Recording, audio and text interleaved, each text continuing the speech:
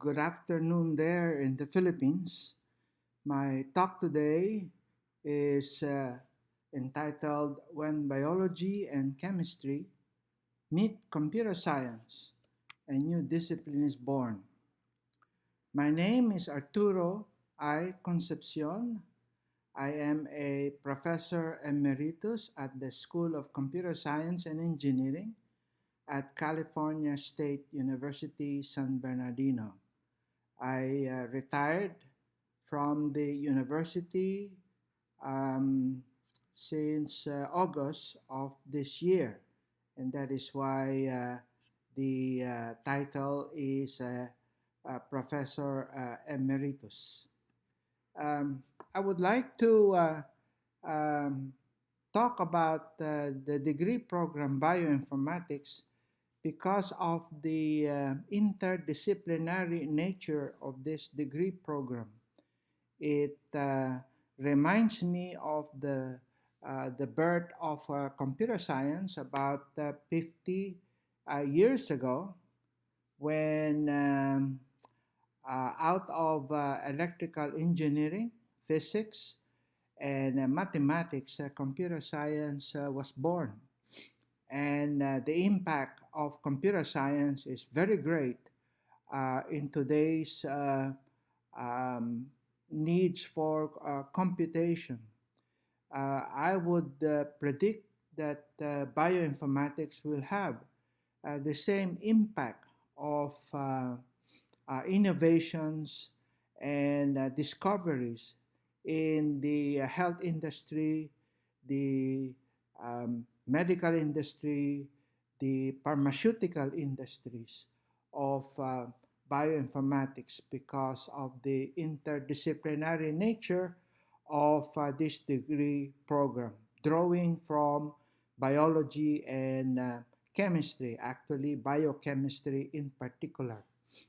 The outline of my presentation, I will talk about some introduction about this degree program, bioinformatics, and then I'll compare Turing machine and the central dogma of molecular biology. As we all know, Turing machine is our model of computation.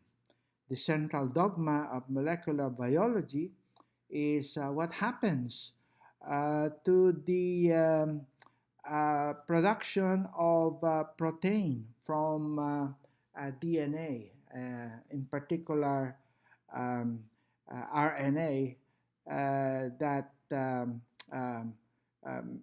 is the building block of any living organism, which is protein. And I'll talk about the goals of bioinformatics and the algorithms uh, that are frequently used in bioinformatics. And these algorithms are well known in our field and is being used in the field of bioinformatics. Then I will talk about the bachelor's degree program that I designed at California State University and talk about the success of the graduates of this degree program. And then I will conclude in my last item in my discussion. Let me start my introduction with a selected history of computer science. As you know, computer science is based from physics, electrical engineering, and mathematics. And I selected these discoveries earlier of how it evolved this discipline and produce computers that we know today. Um, in 1702, Leibniz uh, developed logic, and logic is the basis of programming and the conclusions are derived from propositions, and we know this is a specific study of how to arrive at valid conclusions. A numeric calculator was developed by Babbage in 1810. So this proved that a machine can be developed to have computation. As you know, the Babbage machine was used in the census um, counting of population in the United States. And then Boolean algebra, I think this is one of the key discoveries of computer science, where an algebra made up of only two digits, zeros and ones, are used to actually represent logic or Boolean expressions, and then derive at a result. So the logic that was discovered before can be used in the Boolean algebra, and the most significant discovery was the switching circuit. And the switching circuit by Nakashima um, uh, is a breakthrough in the computer science field, because electronics and machinery can be built based on Boolean algebra. We call that digital logic.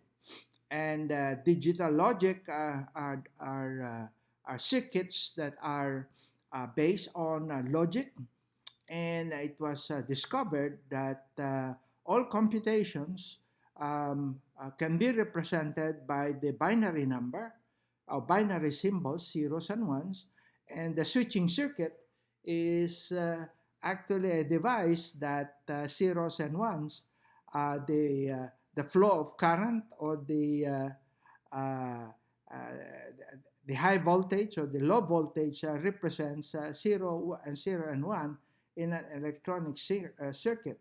And then finally, a computer based on the switching circuit was built for the first time during World War II. Atanasov and Berry developed this computer, and this computer was used in um, computational part of the development of the first atomic bomb. And going to bioinformatics, I would say that the beginning of bioinformatics was the culmination of the human genome project. That is the successful mapping and sequencing all the genes of a human. Uh, all the genes of a human is called the genome of a human.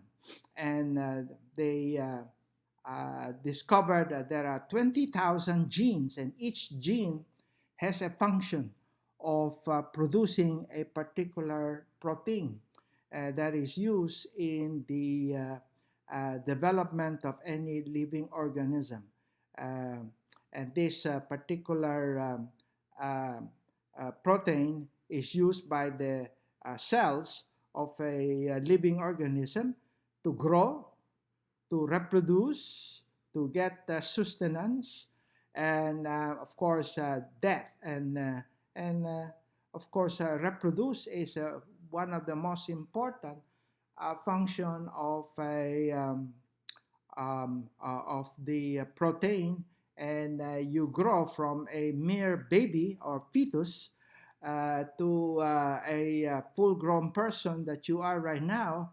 And where do you think the building block of your human body come from? It is from the DNA that keeps producing this protein and building more cells to constitute your human body. And this was um, uh, the culmination of this um, project, the Human Genome Project, was the um, um, was the start of bioinformatics, and it is a very big project that um, uh, started in 1990 and declared complete by 2003. Imagine 13 years that they are able to uh, identify and map all the genes of a human genome from a physical and a functional standpoint. And many countries and many universities in many countries are involved in this. The United States, the United Kingdom, Japan, France, Germany, Spain, and China all collaborated to produce this or to finish this human genome project. And the human genome was mapped involving sequencing a small number of individuals and then assembling them together to get a complete sequence for each chromosome. So the finished genome is a mosaic, not representing any one individual. So the DNA of a human was part by part sequence and then map and to form this DNA. Okay, so let me um, go back to the definition of the bioinformatics field. It is the study of how information is represented and transmitted in the biological system, starting at the molecular level. Let me go to this website called the My46, and the My46 is a company that actually manages your genetics, and genetics is the study of how you get your hair color, eye color, risk for diseases, how are they inherited from parents to the children, and inherited traits are different, of course, from person to person. And genetic code or genome is made of chemical uh, called deoxyribonucleic acid or DNA. And the genome uh, is one. There is only one genome in a human body, and this is represented as a DNA. And the human genome consists of 20,000 genes. So these are small part of the genome that is used in producing a particular or a variety of protein. Look at the number of cells in a human body.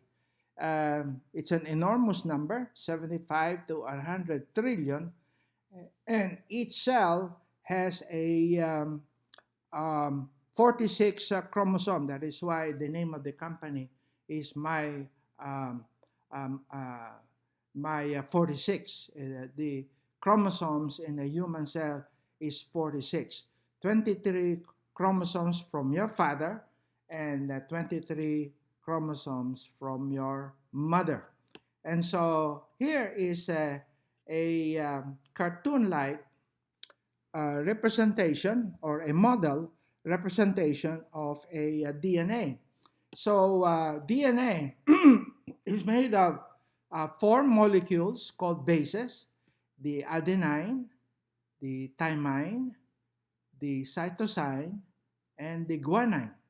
And the DNA is a helix structure.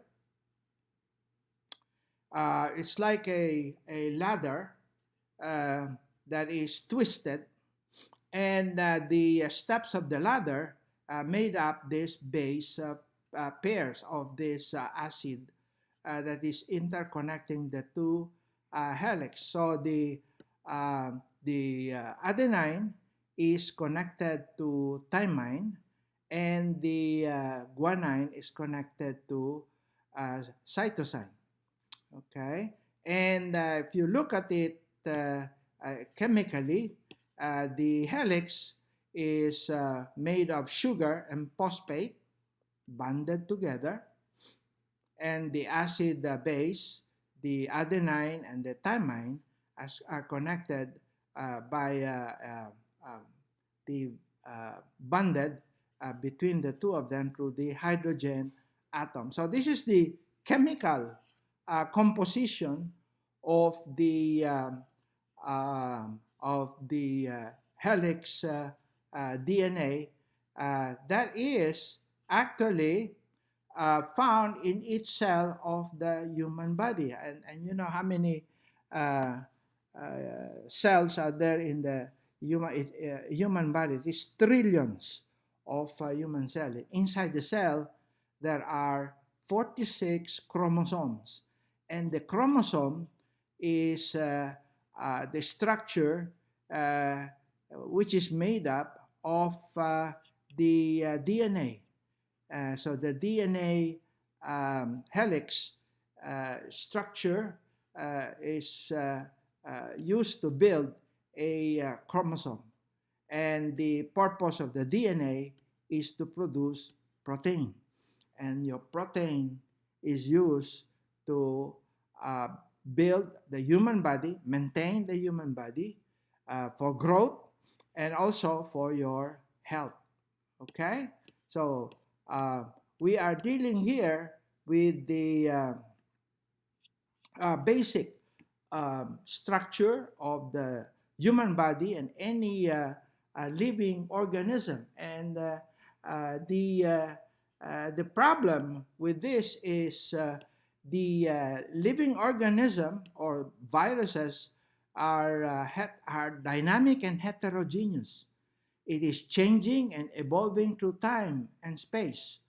One example of biologists studying today is the E. coli bacterium. I think you've heard of the E. coli bacterium, and the E. coli is the one that causes some terrible diseases, you know, and it has 2,000 to 4,000 genes, and they are being studied today to um, um, how to battle this bacterium of E. coli, because infection by E. coli is very severe and could cause death. Okay, and um, some of the diseases are caused by this bacterium, and it is a subject of one of the studies in the world. Uh, right now, biologists everywhere, so they study every living organism there is, and so there are terabytes, if not petabytes, of data being produced. Okay, the situation that we have today from coronavirus, vaccines ordinarily take 12 years to fully develop and deployed. And the clinical trials follow a four-phase. Phase 1 for safety, dosage study. Phase 2, effectiveness, side effects.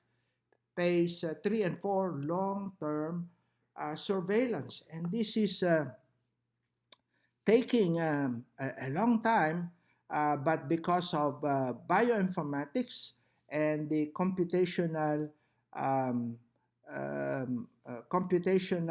efficiency that we have brought into this field, have uh, we have come up with a vaccine that is developed in record speed time. In the United States, we call them warp speed, and in a year, a little over a year, that we are able to produce the first vaccine. Pfizer, Moderna have 95% effectivity, and AstraZeneca has a lower effectiveness of 75%. But all of these are brought to fruition because of the um, speed with which we do computation, helping the biologists and pharmaceutical industry get um, get the vaccine in record speed time. Uh, Let me show you the a particular experience of mine when I was at Cal State University San Bernardino. My very first exposure to bioinformatics is at the Center for Image Informatics at UC Santa Barbara. And every summer, I sent students to the summer internship at UC Santa Barbara. And it ended in 2015, but we started this collaboration between Cal State San Bernardino and UC Santa Barbara, starting as early as 2000. Let me show you. 2000. Um, uh, we're getting closer to that. 2004. 2004 was the very first time we had the collaboration. I was chair of the Department of Computer Science from 2000 to 2006. And in 2004, we sent um, students from Cal State San Bernardino to have summer internships at the Center for Bioimaging. And the initial exposure of to bioinformatics is the center is focused on the retina, detached retina. Uh, and the very primitive method that they use is they take electron microscope images of the retina when it is detached, and then they measure the growth of the veins from the retina that was detached. So imagine having a screen showing the veins growing, and then they measure using a physical ruler uh, the growth of the veins after being damaged. So that was the most primitive way of physically measuring the growth of the veins. And of course, in image processing, this can be done. And so the computer science helped the biologists actually carry out this study of the growth of the veins out of their detached retina. So 2004 started, and it ended in 2015. As you can see here, they acknowledge me as being part of this program, and they acknowledge my presence in that program. And you'll see here the work done by my students. Keaton Boardman is the automated diabetic retinopathy detection using deep neural networks. Michael Monahan, Joshua Dunham, Mark Swoop, Mark Martinez are the students who were involved in this collaboration during summer. So this is where I got the idea of why not offer or develop a BS bioinformatics in my school that will help students actually explore this field of bioinformatics. My presentation. let's proceed to. Um, oh, by the way, before I move the to the next slide, I'd like to mention that in the genome project, Human Genome Project, they discovered that 98.5% of the human genome is not involved in any production of protein. So that leaves only 1.5% that are involved in protein production. So uh, the studies um, reveal that a large part of the DNA is not used in producing a protein, but it could also mean they don't know uh, the function of the rest of the genes. But that is amazing fact. 98.5% of the 20,000 genes are actually not involved in protein production.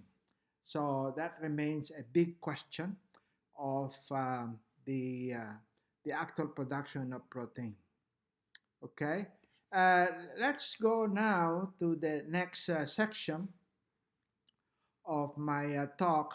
As you know, the Turing machine actually is our model of computation, as I mentioned before.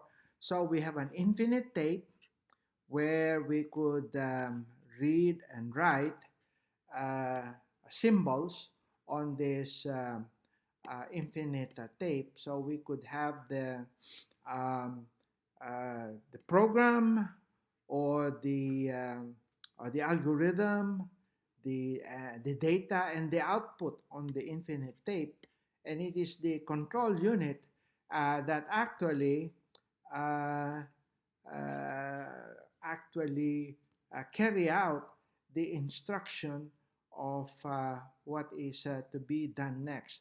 So this very simple diagram of the Turing machine represents the analysis of algorithms in terms of time and space complexity. The space, of course, how much space is utilized by the program and the data on the tape, and the time complexity is how much time does uh, control unit able to complete the program or algorithm. Very simple diagram, but a very powerful model for computation. So we can judge whether our computation is efficient or not. Okay. All right. Next, we have the Turing, the central dogma of molecular biology, and it is um, a transition diagram. We begin from DNA, and from DNA we have the translation or transcription into pre-RNA, and the RNA uh, polymerase, polymerase actually is an enzyme that synthesizes RNA from a DNA template, and that is the process that is involved here from DNA instruction to pre-RNA. And then the spliceosome from pre-RNA to RNA is assembled on an RNA polymerase transcript from which uh, uh, the the instruction is to excise RNA sequence called introns and splice them together, and called exons, and then capable of generating um, different RNAs. So that is very significant because from the RNA, I can actually um, develop or produce different uh, proteins. And the ribosome is the process of synthesizing protein. So it's like a state diagram that goes from um, one state to another, from DNA to pre-RNA, and then RNA itself, and then protein. Let me give you a more detailed diagram of this central dogma. Um, Here in this simple diagram, you have the uh, two helix represented here, the coding strand and the non-coding strand. Okay, and here are the base acids of A, T, C, and G, which are paired with the corresponding um, uh, uh, base acid on the non-coding strand. And it has the ability of replication, just like viruses, they can replicate. But then here in the replication, we have a exact copy. And so from replication, we have transcription. So uh, the T is, let us say these three letters is a three-letter word is uh, a particular word in this gene, but the A is now paired with instead of a uh, a T, it is paired with a uracil U, and the C and G is um, remain the same. T and paired with A is uh, is paired, and this is called the transcription. And so we produce a nuclear RNA, and some of the um, excess, what we call junk um, sequences are um, um, are removed from the transcription, and then from the transcription, the translation uh, comes along, and this is the tRNA. So the RNA is used to produce ribosome, and the ribosome produce uh, the process output is a protein. Okay, so let me show you detailed more of the transcription process. So here is the chromosomal DNA. We are interested in this segment 1, 2, and 3. So that's the gene that I want, 1, 2, and 3, called um, a word in this gene.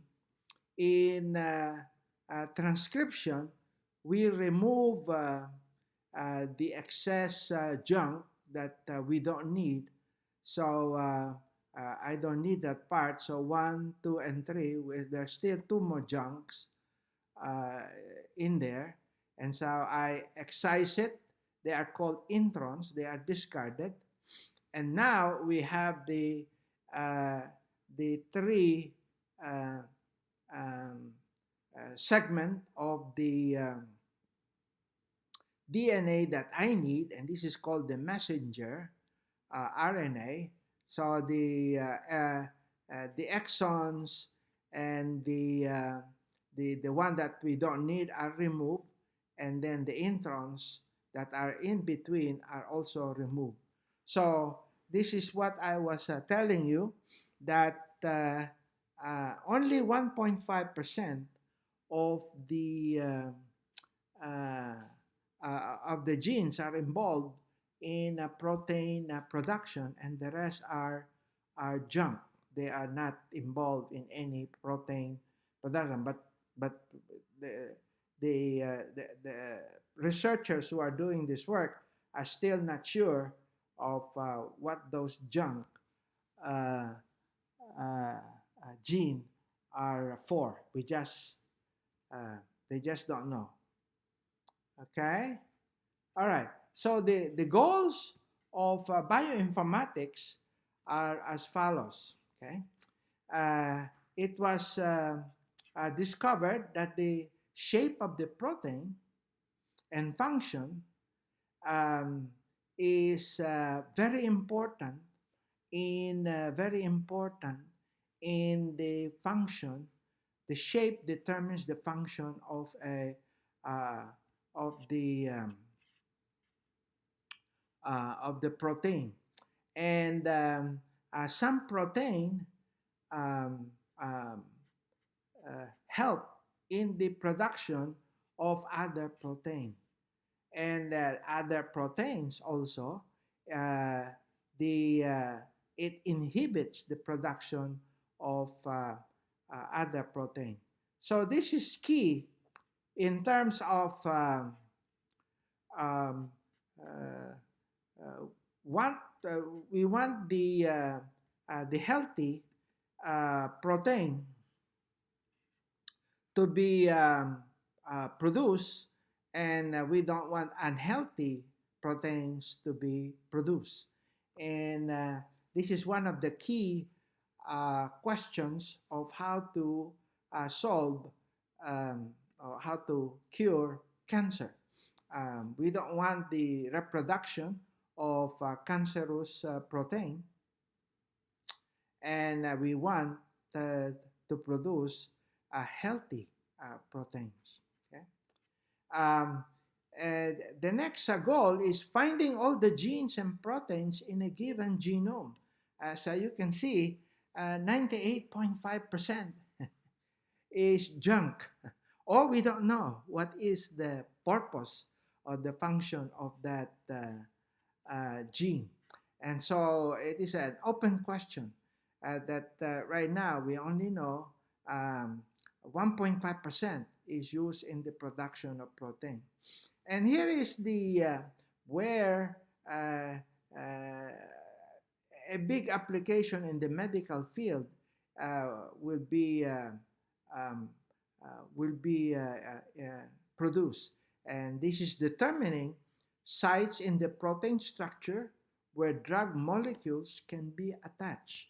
So this is in the cure of diseases that are hard to cure, and drug design is one of the holy grail of medicine, to produce a drug specifically for a particular person.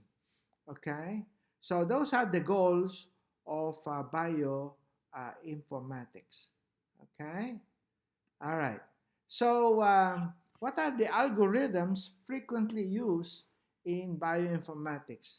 Well, as I have said, a lot of biologists are studying um, uh, different organisms, and from agriculture to manufacturing to human in medicine is a concern in the field of bioinformatics. And databases in computer science are very useful in biologists comparing the sequences they have found, or if somebody has discovered a function of the gene, then they can build on top of that knowledge on the organisms that they are currently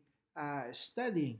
So here are just examples of these databases that are used all over the world. So we have nucleotide sequences. As you can see, there are several databases that are out there. Protein sequences, we want to look at protein sequence.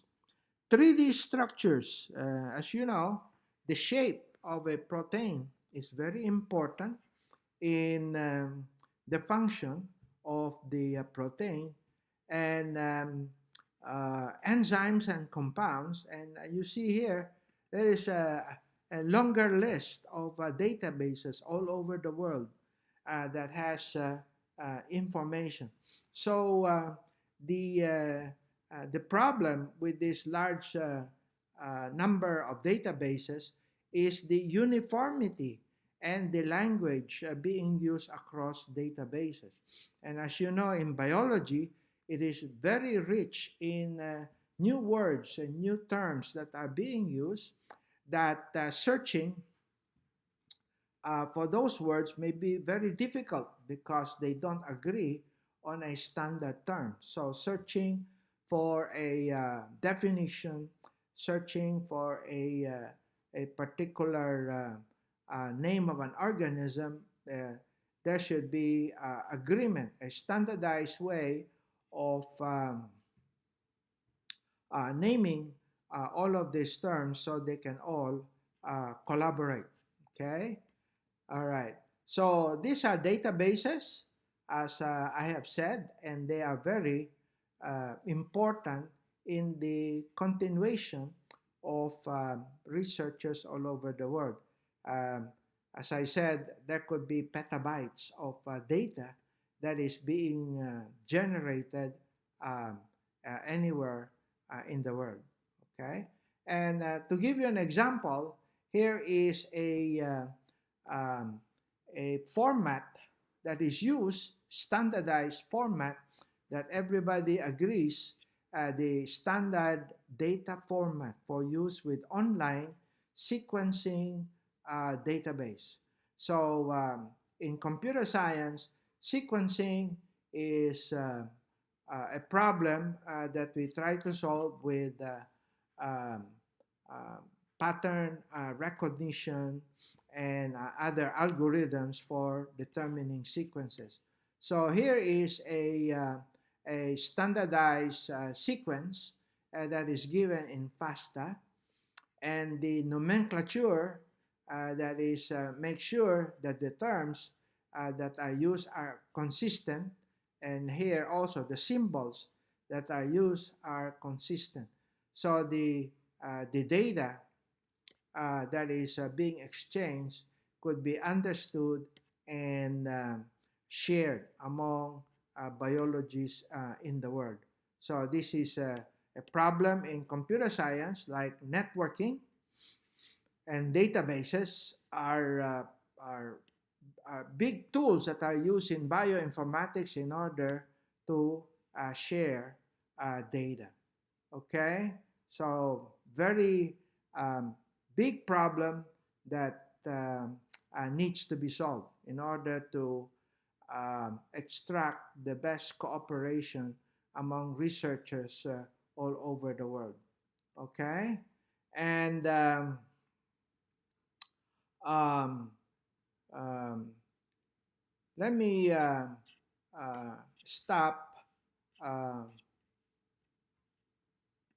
my discussion here.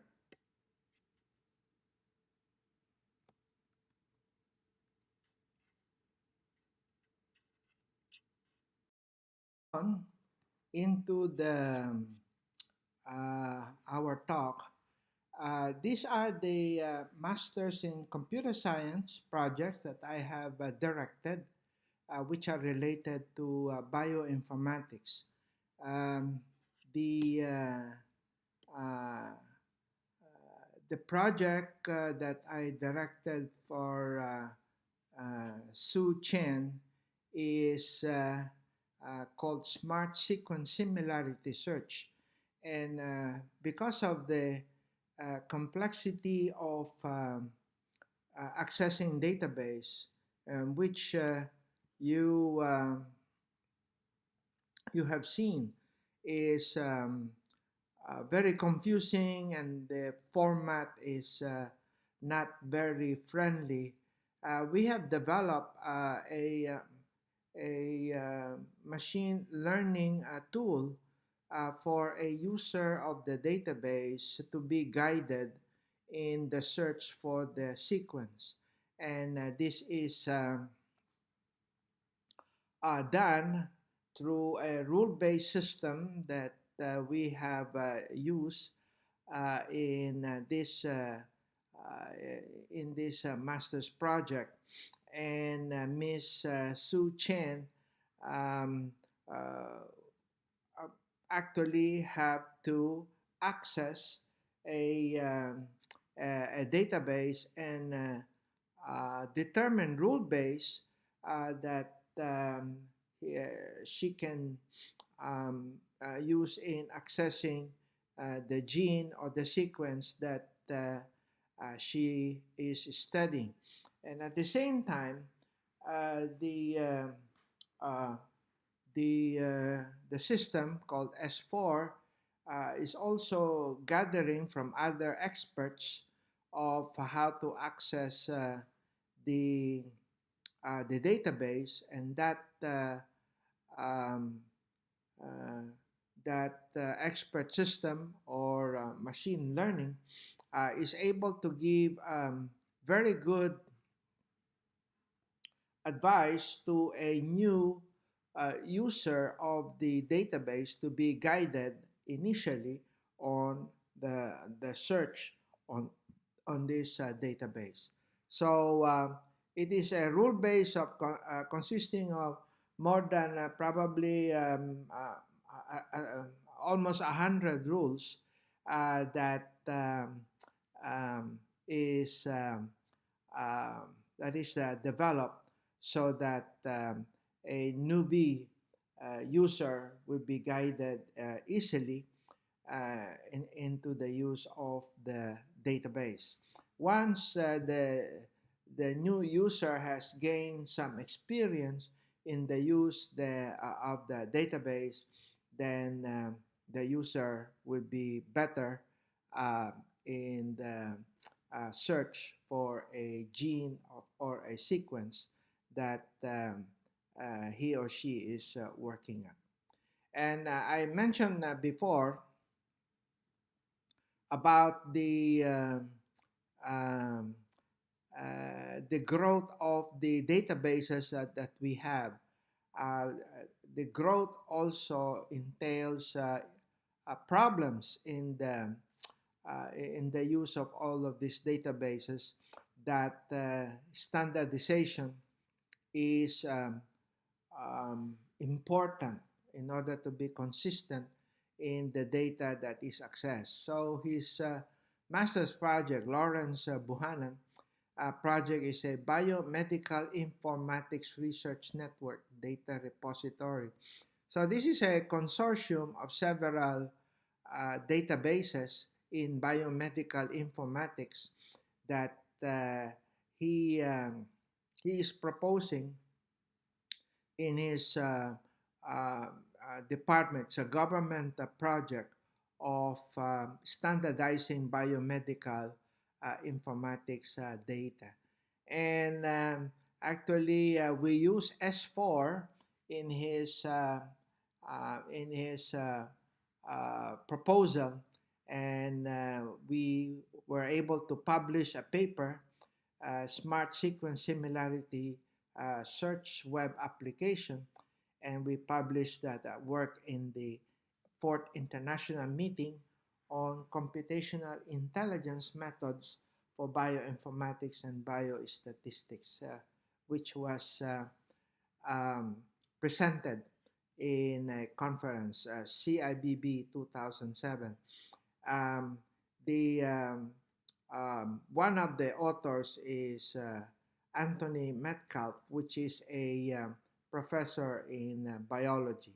And so collaboration between computer science and biologists uh, is um, um, done in this work. Another work with biology professor is Professor Dodsworth and Jeremy. Jeremy is a biology professor, and he is interested in the phylogenetic study of fish in a particular lake. So uh, his study is what we call community genomics or metagenomics. And through years, several years in that particular lake, he wants to track uh, the uh, the genes that started from a fish in the lake, and um, it it expanded the fish, of course, uh, uh, multiply in the lake and for many years, and he wants to track the DNA from the fish currently that are in the lake to the origins of the original fish that started the population of a certain fish in that particular lake. So he gave us data. They call it metagenomics data or community genomics data, and he gave us plots or data that could be plotted on a 3D diagram. And here is a nice diagram of uh, the data that he has accumulated, and through graphics he is able to um, see how the fish, current fish that lives in the lake, inherited um, genes from the original fish that started the population there in that particular lake. So we implemented this on a tablet, and is available on the web. Okay, it's called tetranucleotide frequency (TNF) app, and so collaboration with biology faculty um, is important to further the knowledge of bioinformatics.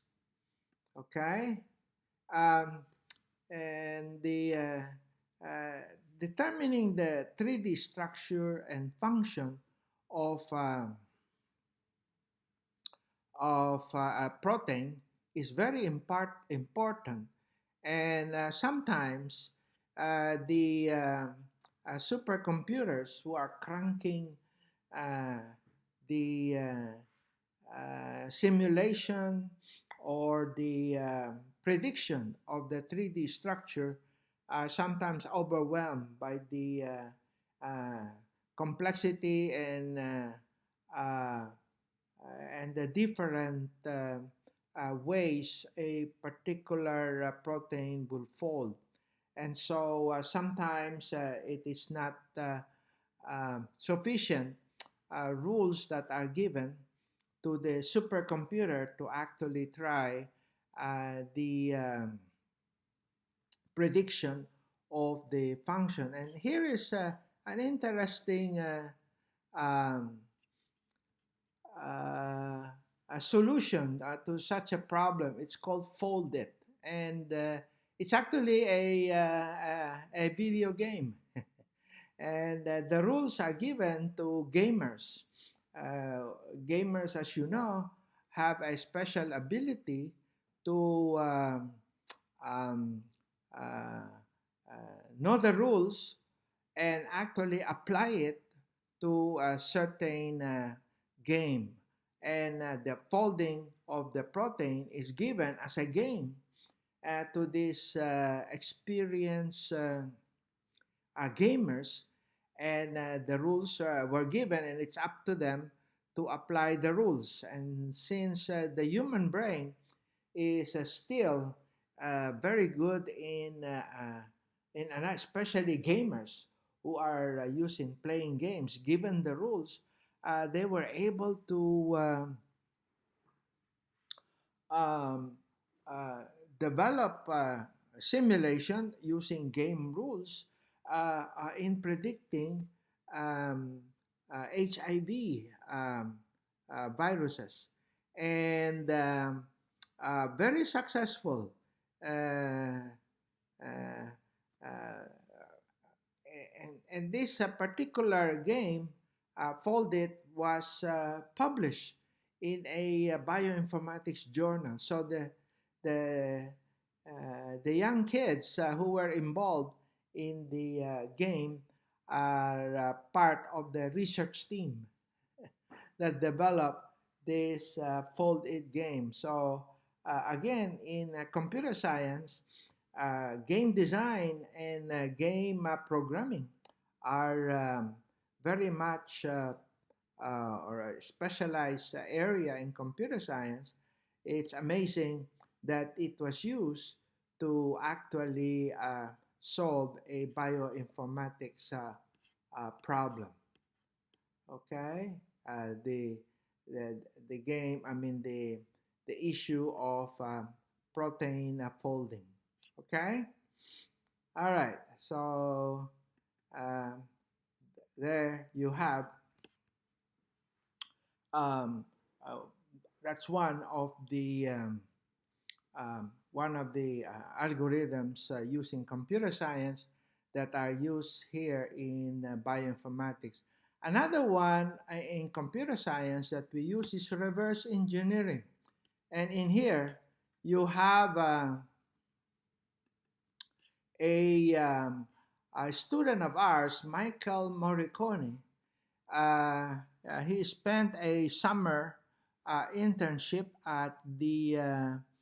um, at the Cornell University, and um, studied tomato. Okay, as I have told you, the tomato or researchers are applying bioinformatics to a living organism, and tomato is one of the study that is done at the Cornell University, and they want to find out how a special or a special kind of tomato is resistant to drought and resistant to insects. So here is a work done by Michael that he undertook and had gained research experience in his summer internship and studied tomato. Okay, and find out why this particular uh, variety of tomato is resistant to drought and insects. Okay, so very another study in biology that, of course, has applications in agriculture. Okay, so that's the different algorithms, and reverse engineering is very useful uh, um, technique that we use in software engineering. Okay, uh, let me show you the computer science bioinformatics degree program.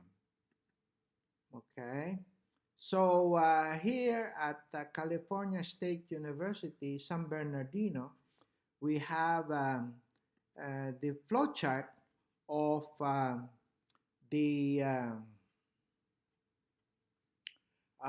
of the program, and this is uh, uh, the foundational knowledge of the BS Bioinformatics, um, I feel that this part of the program is important in terms of making sure that the student in bioinformatics has the foundational knowledge in programming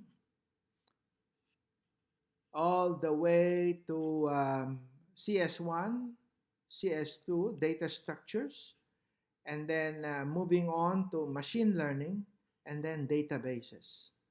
And the math portion, calculus, um, all the way to combinatorics and algorithm analysis, and um, automata theory, and calculus all the way to calculus 2, and numerical methods are the computer science and mathematics courses that are needed. In biology, from cell biology all the way to molecular biology, and in chemistry, general chemistry, organic chemistry to biochemistry is required.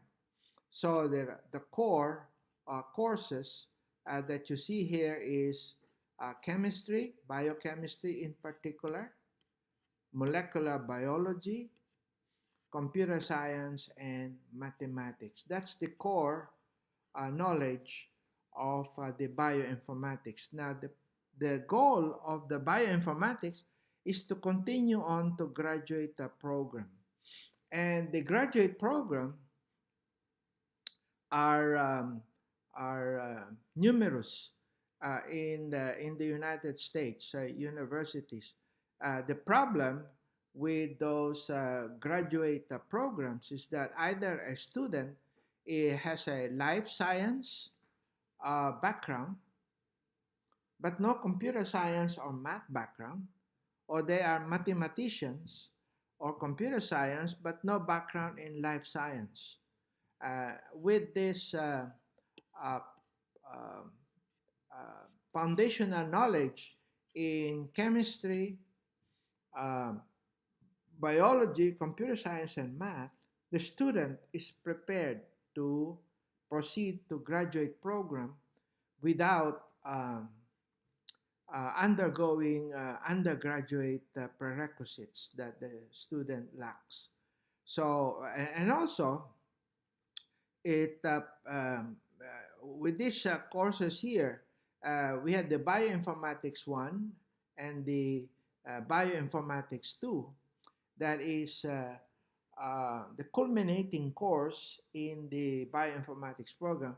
Uh, Bioinformatics 1 is mostly sequencing and database search. And the 551, the bioinformatics 2, uh, is concerned with applying machine learning, data mining, or specific problems in biology or in bioinformatics. So that's two culminating courses in order to apply their foundational knowledge in bio um, in bioinformatics. Okay, so uh,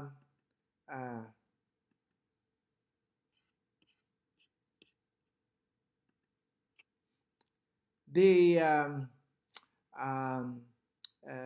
we had a collaborative work with myself and Dr. Metcalf from biology, and we were able to get a grant from the California State University Program for Education and Research in Biotechnology.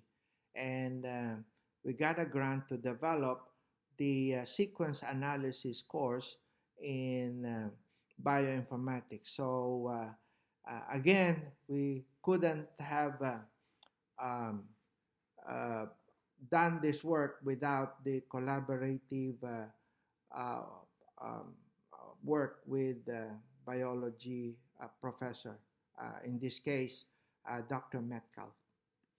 Okay, so let me conclude my talk. Okay, I have a little different, more of an expanded definition of bioinformatics. It is a interdisciplinary study of how information is represented and transmitted in biological system, starting at the molecular level. And I added using biology, chemistry, computer science, and statistics, where the data sets are large and complex. As you have seen, the complexity of and the size of the data is just huge. Okay, and here are examples of graduates of where they are in after the graduation. We have a small number of majors and numbering no more than a dozen every year. Um, I guess we have not advertised this program very well to the College of Natural Sciences, where we attract chemistry majors and biology majors to uh, uh, to undertake the bioinformatics degree program. Um, I uh, I started uh, to do this by hiring a um, a bioinformatics faculty, because I am getting old and you can't teach old dogs new tricks. So I have really no time to study biology and biochemistry. So I suggested to the dean to hire a new uh, faculty, PhD in computer science, but research is in bioinformatics. And we are lucky to be able to hire. Last year, I chair that search committee, and we were successful in hiring that faculty. And we expect that faculty to join us in hopefully by winter of 2021, if not in the fall of 2021. And that would really carry the leadership and the development of the program. Here are, as I said, some examples of our graduates. Um, we have Hannah Kaigiri, who is now in the MS Health Informatics in George Mason. Michael Morricone, if you remember, he is the one who studied tomato. Now currently PhD in complex biosystem at University of Nebraska. Kathleen Conner is currently PhD in neuroscience, UC Riverside. Reggie Felix, software test engineer at Dexcom. Dexcom is a uh, company that produce medical devices. Um, our biggest success is Jacob Justus, who is a who graduated from a graduate from masters at Keck Graduate Institute in 2014, and now manager for clinical applications and analytical services, Amgen. And you know, Amgen is a big biotechnology company, one of our greatest, biggest success in the program. Mark Mata is a database administrator related to health informatics at the Clínicas del Camino Real Incorporated. So here are samples of our graduate, and I think they are really prepared for graduate program, and also um, for immediate employment in the database industry. And so my last slide is the killer application. So imagine a person who is needing a particular medicine could actually have a design, a drug design specifically for him by getting uh, uh, his DNA in a microarray, and then through the use of different databases, references, therapy, medical relevance, and gene expression, we have a pattern recognizer, and his microarray is compared. Okay, and once there is a good match, and then the the drug is designed and then given to the particular individual. um, a good example is myself. I have hypertension, and I was diagnosed with hypertension when I was chair of the department. I guess the work entails too much pressure that my that I develop high blood pressure. So I went to the doctor, and for 5 years we experimented on a cocktail of medicine. After 5 years, and of course during that 5 years, I have side effects, headache, um, swelling, dizziness, and so on, until after 5 years we were able to get a cocktail of medicine that I am still using till today. So imagine that 5 years that I have suffered from wrong medicine with very bad side effects, but finally I am able to find a medicine that works for me. So thank you very much for your for listening to my talk, and I'm ready for any question that you might have.